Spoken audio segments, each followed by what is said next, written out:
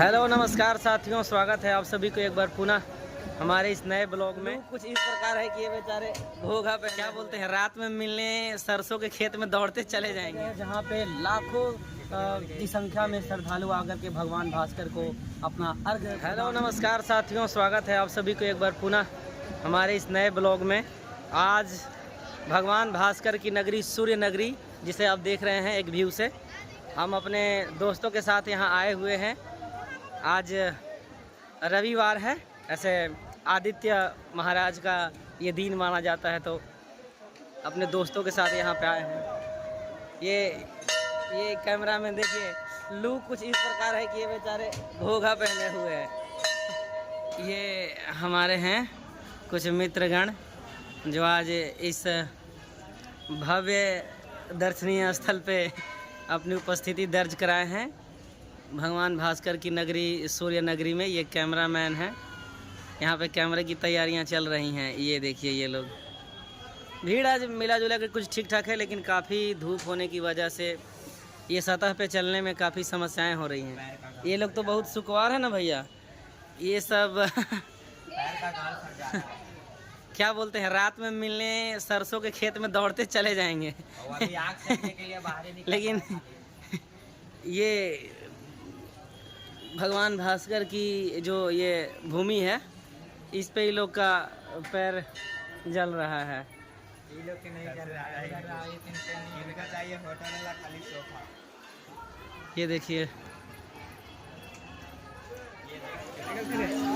मंदिर के बनावट को लेकर के काफ़ी लोगों में ये विषमता फैली है कि ये मंदिर, ऐसा इतिहास में कहा जाता है कि ये हनुमान जी के द्वारा ये मंदिर बनाया गया था। लेकिन हम बहुत पहले आए थे एक बार, तो यहाँ पे जो बोर्ड लगाया हुआ है आप देख पा रहे हैं, ये कोई राजा हैं जिनके द्वारा ये बनाया गया। तो काफ़ी लोगों में भ्रांतियाँ बेकार की ये फैली हुई हैं कि ये ऐसा है, लेकिन अब ये लोग तो यहाँ पे तोप दिए हैं, इसे ढक गया। लेकिन यहाँ पे देख रहे हैं लिखा सूर्य मंदिर का निर्माण कार्य इसके संबंध में। तो जब ये यहाँ से ये हट जाएगा तो सारी चीज़ें सामने आ जाएंगी कि ये कैसे बना और इसके पीछे का क्या है। लेकिन लोगों का ये भ्रम है, इसके इतिहास को लोग छिपाते हैं, क्योंकि भाई धंधा न चलाना है, धंधा पे बैन ना हो जाए, इसलिए इसे भगवानों के द्वारा बनाए गए बताया जाता है।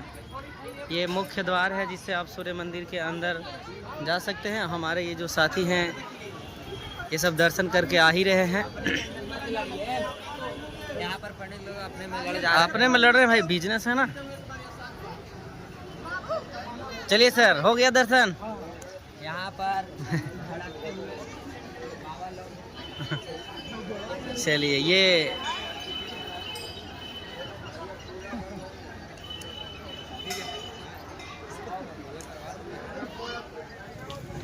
आज हमारे मेहमान नवाजी के रूप में हम लोगों के साथ ही आए हुए हैं अपने बगल के राज्य झारखंड प्रदेश से।